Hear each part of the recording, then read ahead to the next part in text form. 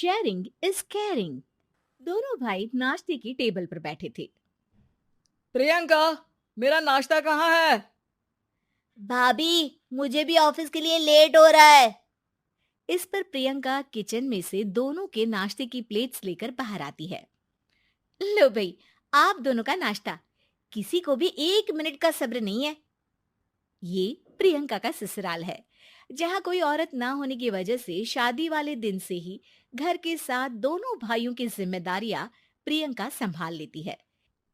दोनों भाई शांति से नाश्ता कर रहे होते हैं कि अंकुश अपने भाई की प्लेट से पराठे का एक टुकड़ा उठा लेता है। आपको पता है ना, मैं खाना शेयर नहीं करता, फिर भी मेरी प्लेट में से खाना जरूरी है क्या? अरे हद हो गई है, मुझे नहीं खाना अब। अंकुर गुस्से में नाश्ता छोड़कर टेबल से उठ खड़ा होता है। अरे, ये कैसा बिहेवियर है अंकुर? एक टुकड़ा ही तो है। एक हो या आधा, मुझे भूख लगी है तो ये सिर्फ मेरा ही है। उसे भी किसी के साथ शेयर करने बैठा तो भूखा नहीं रह जाऊंगा। अरे बाबा ठीक है, अब इस पर भी लड़ाई। दूसरा बना देती हूँ, पर प्लीज ऐसे खाना बीच में छोड़कर मत जाओ। इससे अन्न का अपमान होता है। ओ प्लीज भाभी, ऐसी कोई चीज होती ही नहीं है। आपके पास पैसे हैं, खरीदो और खाओ। अगर नहीं खाया जाए तो फेंक दो। अरे दुनिया में सब यही करते हैं। अंकुर बैग उठाकर ऑफिस के लिए चला जाता है, जिसके पीछे उसका बड़ा भाई मायूस सा घर में खड़ा रह जाता है। जिसने बचपन से सोने की चम्मच में खाया हो, उसे दुनिया के बारे में क्या पता होगा। वैसे गलती तो हमारी ही है। अगर कभी बचपन में ही सही गलत का फर्क सिखाया होता तो आज ये हाल नहीं होते। आप फिक्र क्यों करते हैं जी? भगवान है, वो जो भी करता है सबकी भलाई के लिए ही करता है। और जब वो चाहेंगे तो अपनी तरह से अंकुर भैया को भी सब कुछ सिखा देंगे। पत्नी की बात पर विश्वास कर अंकुश भी ऑफिस चला जाता है। सुबह से दोपहर होती है और अंकुर लंच करने ऑफिस के पास वाले रेस्टोरेंट में पहुंचता है, जहां वो एक साथ बहुत सारा खाना ऑर्डर कर देता है। सर, क्या कोई आपको ज्वाइन करने वाला है? नहीं तो क्यों? अब कुछ नहीं सर, ऐसे ही। वेटर चला जाता है और कुछ देर में अंकुर का ऑर्डर लेकर वापस आता है, जिस पर अंकुर सब डिशेस में से थोड़ा थोड़ा खाकर बाकी ऐसे ही छोड़कर बिल देकर चला जाता है। वाह भगवान, तेरी माया। कहीं कोई एक एक टुकड़े के लिए तरसता रहता है और ये 5 लोगों का खाना ऑर्डर करके एक का भी पूरा नहीं खाते। पैसे वालों की माया। वेटर टेबल साफ कर बचा हुआ सारा खाना लेकर रेस्टोरेंट के पीछे घूम रहे बच्चों के पास पहुंच जाता है, जिसे देख बच्चों के चेहरे खिल उठते हैं। वाह, आज इतना सारा खाना आया। थैंक यू भैया। भगवान आपको खाने की फैक्ट्री बना दे। अगर ये फैक्ट्री मेरी होती तो तुम लोगों को कभी किसी का झूठा बचा हुआ खाना नहीं खाना पड़ता। चलो तुम लोग खाओ, पर ध्यान रखो किसी को पता ना चले, नहीं तो मेरी नौकरी चली जाएगी। इसी के साथ दिन बीतता है और रात को दोनों भाई एक साथ घर पहुंचते हैं। कुछ देर में सब डिनर करने बैठते हैं, जहां अंकुश अंकुर को समझाने की कोशिश करता है। अंकुर, अगर हमें लाइफ में सब कुछ मिला है, इसका ये मतलब नहीं कि तुम उसका गलत फायदा उठाओ, बल्कि तुम्हें उसकी मदद से दूसरों को भी मदद करनी चाहिए। भैया, जिनके पास नहीं है उनकी वजह मैं तो नहीं ना। और ऐसे बहुत लोग हैं जिनके पास सब कुछ है। इसलिए अगर मैं एक इंसान कुछ नहीं करूंगा तो कोई फर्क नहीं पड़ने वाला। तुम्हारे भैया बस एक चीज समझाना चाहते हैं कि जिस चीज की हमारे पास कमी नहीं है, उसे बर्बाद करने से अच्छा है कि लोगों के साथ शेयर करें। इससे हम सिर्फ सामान नहीं, खुशियां भी बांटते हैं, और इसमें तुम्हारा ज्यादा कुछ तो जाएगा नहीं। भैया भाभी की बात सुन अंकुर कुछ बोले बिना उठकर चला जाता है। इसी तरह दिन बीतते रहते हैं, जिसमें अंकुश और प्रियंका कोशिश तो बहुत करते हैं, पर अंकुर पर किसी भी चीज का कोई असर नहीं पड़ता। एक दोपहर अंकुर सैंडविच खाते हुए सड़क के किनारे चल रहा होता है। तभी उसकी नजर आइसक्रीम वाले पर पड़ती है और वो सैंडविच सड़क किनारे फेंक आइसक्रीम खरीदने पहुंच जाता है। अब इसे कहते हैं जिंदगी का सुख। जैसे ही अंकुर आइसक्रीम लेकर पीछे मुड़ता है, तो एक आदमी को सड़क से वही सैंडविच उठाते हुए देखता है। वो आदमी बहुत कमजोर, गरीब, जैसे बहुत दिनों से खाना ना खाया हो वैसा लग रहा था। अंकुर उसके पास जाकर खड़ा हो जाता है। उसे देखकर आदमी सैंडविच अंकुर की तरफ कर देता है। आपको भी खाना है क्या? क्या हम इसे आधा आधा कर ले? मुझे बहुत भूख लगी है। वो मेरा ही झूठा सैंडविच है। तुम दूसरा खरीद कर क्यों नहीं खा लेते? इसे क्यों खा रहे हो? अरे भैया, अगर खरीदने के पैसे होते तो 4 दिन से भूखा नहीं घूम रहा होता। हैं? क्या? तुमने 4 दिन से कुछ नहीं खाया, फिर भी इस आधे सैंडविच को मेरे साथ बांटने के लिए तैयार हो गए? क्यों? अरे भैया, पैसा नहीं है तो क्या हुआ, इंसानियत आज भी उतनी महंगी नहीं हुई, और ना ही उस पर अमीर गरीब का टैग लगा है जो हम उसे रख ना सके। पर अफसोस, आजकल लोगों के अंदर पोषण, खून या विटामिन से ज्यादा इंसानियत की कमी होने लगी है। आदमी की बातों से अंकुर को समझ में आ जाता है कि वो आज तक कितना गलत काम करता आ रहा था। इसके बाद से वो अपनी किसी के साथ शेयर नहीं करने और खाने को बर्बाद करने। बड़ी बहू वर्षा हर काम में बहुत तेज थी, वहीं छोटी बहू हर्षा हर काम आराम से करती। वर्षा को अपनी तेजी पर बहुत घमंड था।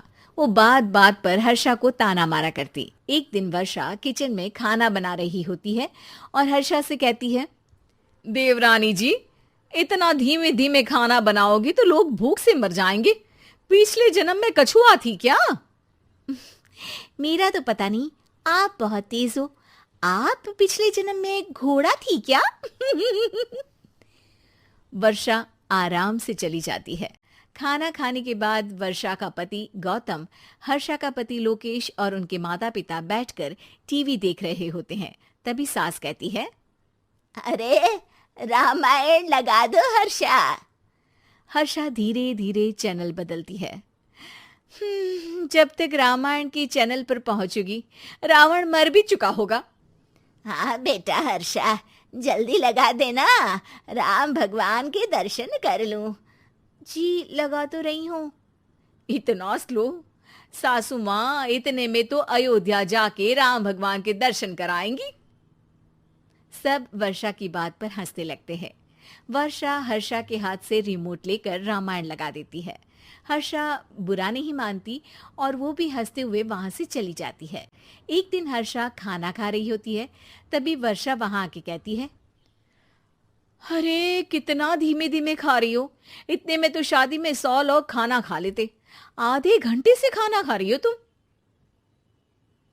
अरे खाने को चबा चबा कर खाना चाहिए। हाँ हाँ, आप तो चबा के भी खाती हो और दबा के भी। अरे आपको मेरे धीरे खाने से दिक्कत है या ज्यादा खाने से?